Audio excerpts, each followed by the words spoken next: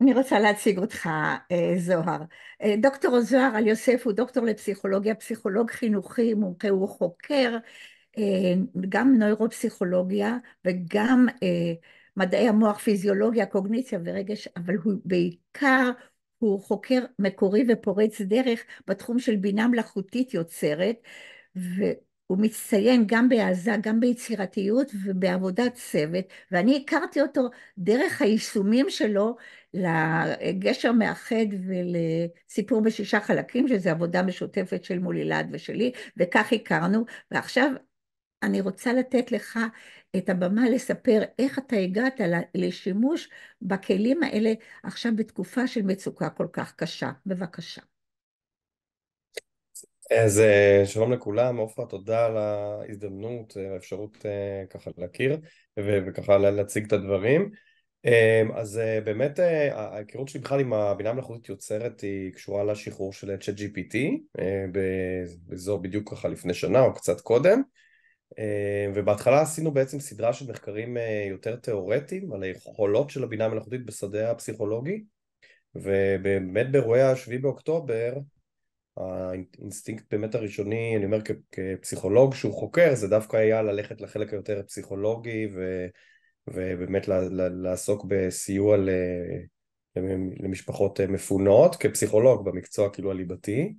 אבל אחרי שבוע או שבועיים באמת יחד עם יובל ועוד שותפים, אז שאלנו את עצמנו באמת איך אפשר לקחת את מה שאנחנו כבר גילינו שהבינה המלאכותית יודעת לעשות, ובעצם לרתום אותו לעזרה באמת לנושא של בריאות הנפש. ובעצם עשינו מאז כמה פרויקטים. אחד הפרויקטים באמת הוא פרויקט שנקרא Canvas Zero, שהוא פרויקט שלקחנו באמת את המודל שאת ופרופסור מולילד פיתחתם של גשר מאחד ו-Basic PH, ובנינו על זה באמת איזושהי גרסה בבינה מלאכותית. אני נחשפתי לזה בכלל בעבודה שלי בהתנדבות עם מורים אוקראינים, שהייתה גם בלי בינה מלאכותית, והיכולת לקחת באמת את הבינה המלאכותית ולהיעזר בה בשביל לספר סיפור, בשביל לקחת סיפור ולארגן אותו בצורה קוהרנטית, בשביל להיעזר בבינה לייצר, לחפש את המשאבים באמת הפנימיים שיש לאנשים מתוך הסיפור, ולייצג את החלקים של הסיפור באמצעים חזותיים, היא באמת ככה התרומה המיוחדת למודל.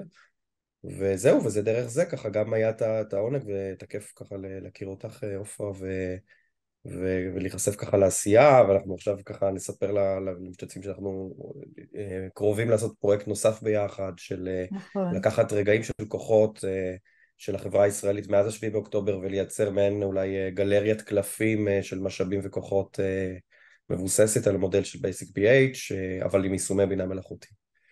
זה מעניין כן. שמה שמשותף בינינו, חוץ משאנחנו גרים בטבעון, שגם אני עבדתי עם אוקראינה בזום, ואני השתמשתי בסיפור בשישה חלקים בקלפים, ואתה הבאת איזה פריצת דרך בכך שבמקום לקבל קלף מוכן, המשתתף מייצר את התמונה של עצמו. ספר איך שזה קורה.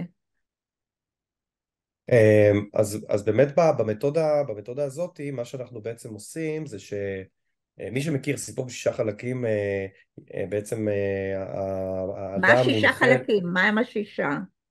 וואו, יש לי מבחן פתוח עם המאסטרית של התחום, אז אני אנסה להגיד. אני יכולה אז החלק להזכיר הראשון לך. זה הצגת הגיבור, אז החלק השני זה הצגת המשימה של הגיבור, החלק השלישי זה הצגת אה, עוזרים.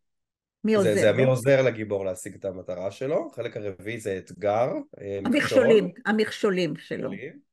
כן, החמישי זה איך הוא יתגבר עליו, שהקלף החמישי, עופרה אומרת שהוא הקלף, החלק הכי חשוב, שהוא בעצם מייצג, ההתמודדות, זה כן, ההתמודדות שלו, כן. יכול לייצג באמת את ההתמודדות. כן.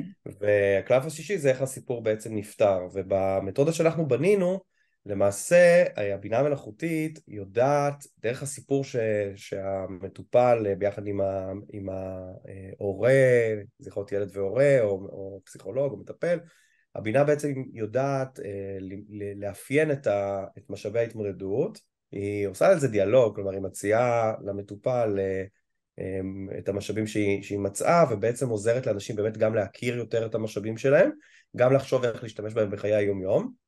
והחלק הכי כאילו מרהיב זה שהיא לוקחת את החלק הזה, את המשאב הזה, ובעצם מייצרת ממנו באמצעות מכונת תמונה איזשהו קלף. ויש כאן גם איזו חוויה שמשהו בסיפור הופך, באמת מקבל איזה סוג של ייצוג חזותי, ויזואלי. זה לעתים חוויה מאוד מאוד מאוד מרגשת לראות את הסיפור שלך עכשיו מוצג. ואולי עופרה, את לדעתי לא יודעת, אבל קולגה שלנו ראתה את זה, והיא מפתחת עכשיו לקראת יום השואה שימוש בטכניקה הזאת, או לפחות זה לא יהיה בדיוק סיפור ב6 חלקים, אבל משהו ביכולות של הבינה לקחת סיפור, לייתר את המשאבים ולייצר ייצוגים חזותיים בשביל לעשות ארגון של חוויות של דור שני לשואה, ולעזור לאנשים לספר את הסיפור המשפחתי שלהם ולאתר תמות של כוחות שעוברות ביניהם.